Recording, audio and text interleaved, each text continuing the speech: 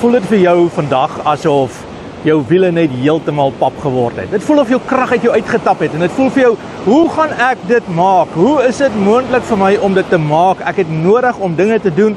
Ek het die krag van die Here nodig en dit is jou gebed vandag. Dis jou gebed en sê, ag Here, vul my asseblief met nuwe krag. Ek het krag nodig om te oorwin. Ek het krag nodig om dinge te doen en te leef en die dinge wat die Here van my beplan te kan doen. En weet jy, Elia het dieselfde ding beleef. Weet jy, Elia was regtig 'n besondere geloofsmens geweest.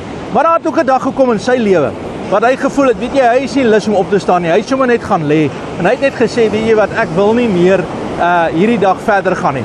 En weet jy wat het die Here gedoen?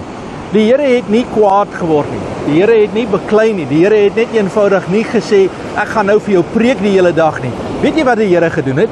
Hy het vir hom brood gaan haal. En hy het vir hom brood gebring sodat hy kan eet en sterk kan word, sodat hy nuwe krag kan kry, sodat hy weer oorwinnings kan behaal. En dit is vandag wat ek vir jou bid, dat die Here vandag nuwe krag vir jou sal gee. Jy is nie vandag die enigste een wat deur 'n moeilike tyd gaan nie. Die Here is daar vandag vir jou. Hy sien jou raak en hy tel jou op en hy gee vir jou nuwe krag. Weet jy, in Jesaja 40 vers 31 sê hy, maar die wat op die Here wag, kry nuwe krag. Hulle vaar op met vleuels soos arende, hulle hardloop en word nie moeg nie, en hulle wandel en word nie mat nie.